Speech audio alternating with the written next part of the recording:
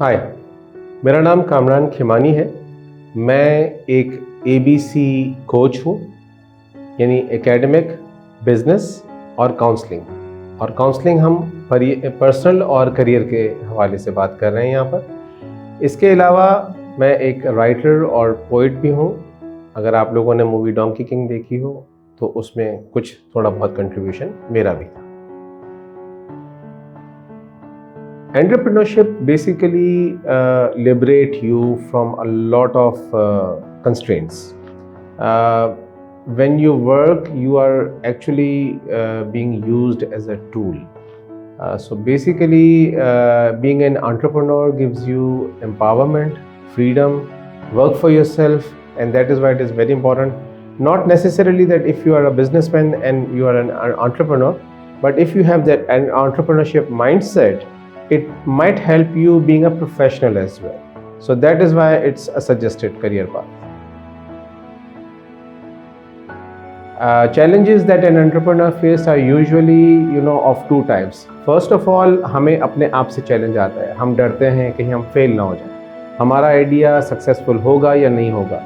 So that is the personal barrier that we need to break first. उसके बाद ये होता है कि हमारे पास मार्केट की नो हाउ नहीं है, हमने उस प्रॉब्लम को सही से समझा नहीं है जिसका हम सोल्यूशन देना चाह रहे हैं, या हमारा सोल्यूशन उस मार्केट के लिहाज से राइटली प्राइस्ड नहीं है, राइटली डिज़ाइन नहीं है।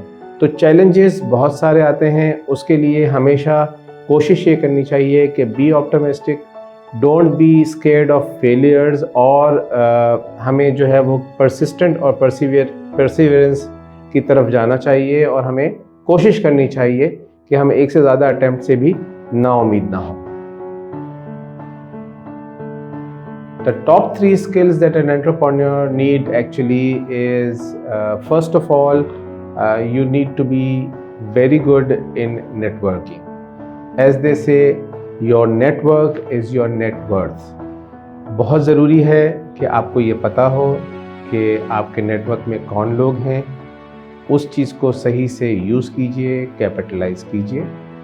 दूसरी चीज़ जिसको हम समझना चाह रहे हैं वो ये है कि आपकी प्रॉब्लम आइडेंटिफाइंग और सॉल्यूशन प्रेजेंट करने की सलाहियत कैसी है, रिसर्च करने की स्किल कैसी है आपकी। तो ये जो दूसरी चीज़ है ये बहुत ज़रूरी है, ताकि आप जो भी सॉल्यूशन देना चाह रहे हैं उसकी फिजिबिलिटी, उसकी एप्लीकेबिलिटी, उसकी प्रॉफिटेबिलिटी और उसकी मार्केटेबिलिटी, इन तीनों चीज़ों को असेस कर सकें। तो आपकी मार्केट रिसर्च की स्किल बहुत अच्छी होनी चाहिए। थर्ड चीज़ जिस पर हम बात करेंगे वो है निगोशिएशन स्किल्स। ये याद रखिए कि बिजनेस में we are not the only winners, we have to create a win win situation. इसीलिए ये बहुत ज़रूरी है कि चाहे हम लीड कर रहे हों, चाहे हम टीम का हिस्सा हों, ये ज़रूरी है कि हम दूसरे लोगों के पॉइंट ऑफ व्यू को भी सुने, हमारे अंदर अडेप्टेबिलिटी होनी चाहिए, और हम सूरत हाल और मार्केट चैलेंजेस से सही तरह से निगोशिएट कर पाए।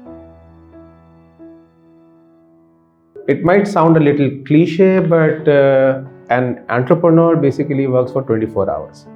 अच्छा, अब ये समझना बहुत ज़रूरी है कि काम करने के दो तरीके हैं। एक तो जो मैं ऑपरेशंस में इन्वॉल्व हूँ और मैं काम कर रहा हूँ, my desk job, my field job, it might be from 3 hours to 12 hours। लेकिन ये सोचिए कि जब मैं काम नहीं भी कर रहा हूँ तब भी मैं आइडिया पे काम कर रहा हूँ। एक entrepreneur is not an operational guy, वो एक विजनरी भी होता है, वो एक स्ट्रेटेजिक माइंडसेट पे भी चल रहा होता है। तो सोचिए कि जब मैं मूवी देख रहा हूँ, जब मैं ड्राइव कर रहा हूँ, तब भी मेरा दिमाग काम कर रहा है, because it is the brain child. जो आइडिया होता है उसको एग्जीक्यूट करना ही एंटरप्रेन्योरशिप है। और सोचिए, जब मैं 24 घंटे कह रहा हूँ तो उसका मतलब ये होता है कि कभी कभी आइडियाज़ ख्वाब में भी आते हैं। I've been asked that what motivated me to become an entrepreneur. बहुत सारी चीज़ें हैं इसके पीछे पहली चीज़ ये होती है कि जैसे मैंने कहा कि सेंस ऑफ एम्पावरमेंट है, टू परसू माई पैशन। मैंने 25 से 27 साल बल्कि कॉर्पोरेट सेक्टर में सर्व किया है, being a professional, having a first degree of engineering and then my business, my masters. लेकिन उसके बाद then I thought, it's time for me to grow exponentially, I must say. So entrepreneurship means not only that satisfaction that you get, but also you feel empowered and you feel a sense of developing something, creating something. So I think my biggest drive is to create something. The greatest fear is basically, is if I lose the time, because time is a very scarce resource. और होता यह है कि sometimes चूँकि it's a limited resource, तो हम कहते हैं यार हमने 2 साल एक प्रोडक्ट पे लगाया, प्रोडक्ट काम नहीं किया तो हमारा वो 2 साल ज़ाया हो जाएगा। तो मेरा ख्याल है कि ये एक किसी भी एंटरप्रेन्योर के लिए ये एक बेसिक क्वेश्चन होता है कि am I losing on time, because time is money. I think the best way to overcome it, जो थोड़ा सा मैंने भी इसको समझा, that we read, we learn through other people's experience and save our time. I would say with a little two-liner कि 2 तरीके से हम एक्सपीरियंस हासिल कर सकते हैं, एक अपने एक्सपेरिमेंट से, एक दूसरों के एक्सपेरिमेंट से। हमारे एक्सपीरियंस से जो हमें सबक मिलेगा वो महंगा होगा क्योंकि उसमें टाइम भी वेस्ट होता है, लेकिन अगर हम किसी दूसरे से समझ के उसके एक्सपीरियंस से फ़ायदा उठाते हैं तो हमें ज़्यादा फ़ायदा होता है और हम उसको अपने हिसाब से कॉन्टेक्चुअलाइज भी कर सकते हैं। The fear of wasting time can be overcome by learning, reading and exchanging ideas with others. There is not one name that I could take. बहुत सारे लोग होते हैं मेरे आसपास, बहुत सारे ऐसे एग्जांपल्स हैं। अगर एक मैं ट्रैफिक सिग्नल पे खड़ा हुआ हूँ और एक बच्चा फूल बेच रहा है तो वो भी एक बहुत बड़ा मोटिवेशन या इंस्पिरेशन होता है, looking at his time and all. मैं कुछ लोगों का नाम लेना चाहूँगा। मेरे एक बहुत अच्छे दोस्त होते हैं नासिर साहब, जिनके साथ मैंने काम भी किया। I think I was working professionally with him, but he gave me enough liberty to apply the entrepreneurship skills और the mindset within his job. So I think as a person, I really like his approach of empowering the associates.